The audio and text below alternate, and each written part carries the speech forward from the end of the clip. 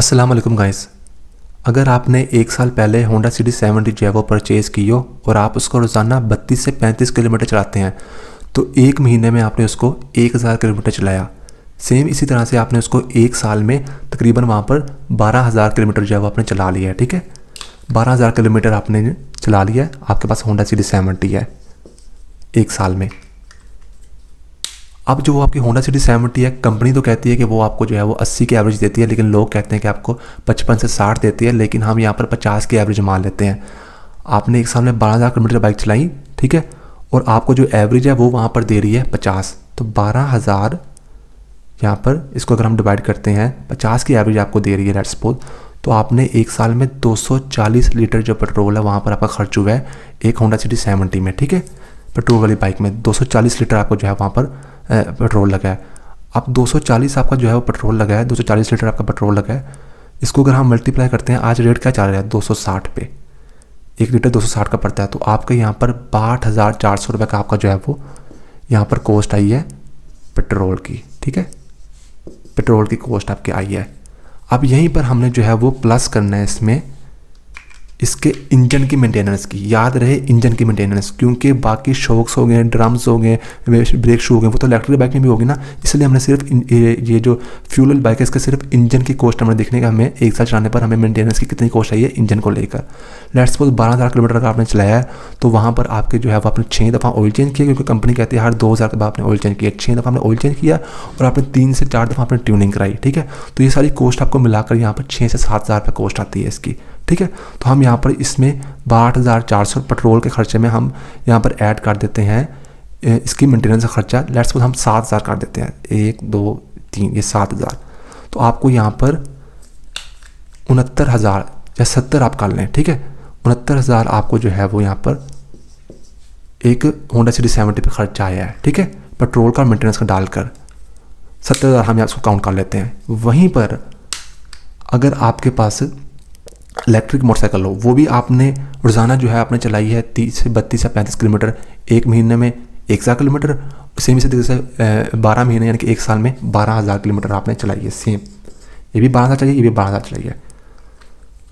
अब जो कि कंपनियां कहती है कि आपको ये एवरेज देती है 100 से 120 किलोमीटर पर चार्ज, लेकिन लोग कहते हैं जिनके पास है वो कहते हैं कि हमें यहाँ पर 50 की एवरेज देती है एक चार्ज पर। हम यहाँ पर 70 रिज्यूम कर लेते हैं। ठीक है, 12,000 किलोमीटर आपने चलाई इलेक्ट्रिक बाइक और एक चार्ज पर यहाँ पर 70 की एवरेज देती है, डिवाइडेड बाय 70 हमने कर दिया। तो आपके ये पॉइंट्स आगे लगाने गिने, सिर्फ पॉइंट्स पीछे गिने 171 171 दफ़ा आपने चार्ज की एक साल में, 171 दफ़ा आपने चार्ज की एक साल में अपनी इलेक्ट्रिक बाइक को। ठीक है, 171 दफ़ा चार्ज किया आपने एक साल में। अब यहाँ पर इलेक्ट्रिक बाइक जो है वो एक चार्ज पर लेती है इलेक्ट्रिसिटी बिल 2 यूनिट। ठीक है, इसको 171 दफ़ा आपने चार्ज की और एक चार्ज पर कितने यूनिट लेती है 2 यूनिट, मल्टीप्लाई बाय 2, ये आपके 342 यूनिट आपके लगे हैं। 342 यूनिट लगे हैं आपके एक साल में इलेक्ट्रिक बाइक। अगर आप सेम इसको 12,000 किलोमीटर चलाते हैं, 342 आपके यहाँ पे यूनिट लगे हैं। अब फ्रेंड्स 342 आपके यूनिट लगे हैं, इसको मैंने मल्टीप्लाई करना है एक यूनिट की कॉस्ट पर। पाकिस्तान में जिन घरों में, पाकिस्तान में ना जो पर यूनिट है ना, कहीं पे 15 लगता है, कहीं पर 30 लगता है, आप सबको दोस्तों को पता है। लेट्स सपोज आपका प्रोटेक्टेड बिल आता है, आपके यहाँ पर 15 रुपये एक यूनिट की जो है कॉस्ट पड़ती है। कि आपके घर में लेट्स सपोज एक ही फ्रिज लगा हुआ है, या एक ही फ्रिज है, 1-2 पंखे हैं या 3 पंखे भी हैं और कुछ लाइटें हैं, बहुत बड़े बड़े AC ने लगे हुए हैं, तो आपको 15 रुपये पर यूनिट पड़ती है। प्रोटेक्टेड बिल अगर आपका आता है, आपके यहाँ पर 15 रुपये पर कॉस्ट जो है वो पड़ती है यूनिट।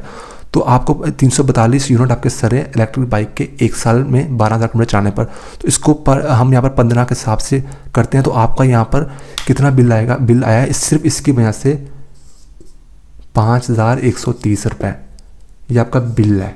ठीक है, इसका पेट्रोल लगा था 62,000 का, लगी समझ, और इसका आपका 5,130 आपका बिल आया है इलेक्ट्रिक बाइक पर। अब इसमें हमने मेंटेनेंस भी काउंट करनी है।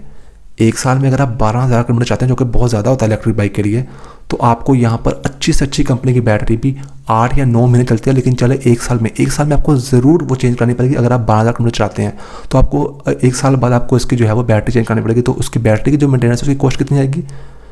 एक अच्छी बैटरी जो कि पहले भी 12,000 किलोमीटर आपकी चल गई है, वही बैटरी का आप लेते तो आपको 1 लाख की पड़ेगी, लेकिन हम यहाँ पर 80,000 जो है उसको वो काउंट करते हैं, तो ये यहाँ पर कितना पड़ेगा, उसके इंजन की कॉस्ट थी 5,130 प्लस साल बैटरी मुश्किल चलती है 85,130 रुपये आपकी इसकी पे कॉस्ट आ गई।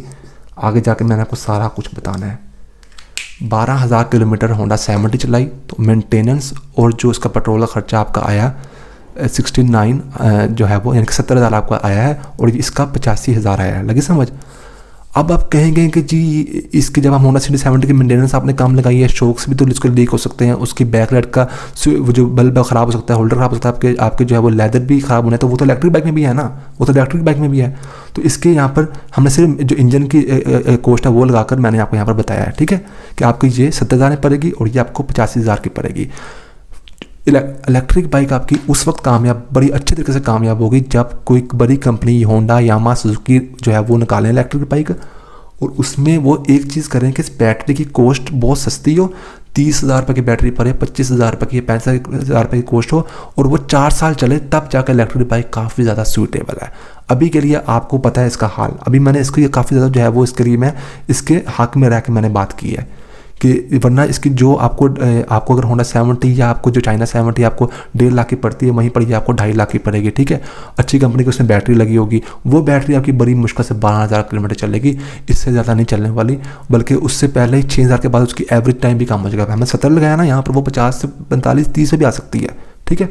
अच्छा फ्रेंड्स, अब यहाँ पर मैं एक और बात आपको बता देता हूँ, क्योंकि यहाँ पर बहुत सारे लोग मुझे कमेंट करेंगे कि बहुत सारे लोग कहते हैं कि जी 35,000 रुपये की बैटरी आती है, यानी कि मेरे पास एक होंडा 70 है, उसमें इंजन तार के मैंने पीछे मोटर लगवा दिया है और बैटरी मैंने 35,000 रुपये की रखवा दी है, तो वो भी मेरी इलेक्ट्रिक बाइक बन गई है।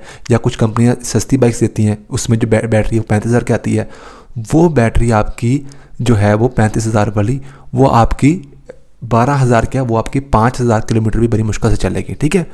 फिर वो आपको जो है वो 2 दफ़ा चेंज करनी पड़ेगी, वो आपको साल में 2 दफ़ा चेंज करनी पड़ेगी। किलोमीटर के हिसाब से आपने देखना होता है। मैंने आपको बताया कि 12,000 किलोमीटर पर होंडा 70 का खर्चा ये है, ये आपके सामने पड़ा हुआ है खर्चा, ठीक है, इसके इंजन का और इसका पेट्रोल का, ये खर्चा आपके सामने पड़ा हुआ है। 12,000 किलोमीटर आप चाहते हैं, वहीं पर आपके पास कोई ऐसी बाइक है जिसकी जो बैटरी है वो आपकी अच्छी बैटरी आपकी बाइक में लगी हुई है, इलेक्ट्रिक बाइक वो अच्छी है, वो आपकी 12,000 किलोमीटर चले। मैं टाइम नहीं देख रहा ना, मैं अभी इसमें टाइम आपको बता रहा हूँ। 12,000 किलोमीटर चलाया, आपका ये 70,000 खर्चा आया इसके पेट्रोल और इंजन के मेंटेनेंस पे, इसमें आपने 12,000 किलोमीटर चलाया। कोई ऐसी बाइक जिसमें बैटरी बड़ी अच्छी क्वालिटी की लगी हुई है, वो आपकी बड़ी मुश्किल से 1 साल चलेगी, बड़ी मुश्किल से 1 साल चलेगी, ठीक है। तो वो आपको उसकी जो कॉस्ट है, वही अच्छी बैटरी जो कि 12,000 किलोमीटर चली है, वो आपको जो है वो दोबारा आपने लगवानी है, तो आपको वहाँ पर 80,000 रुपये की पड़ेगी, ठीक है।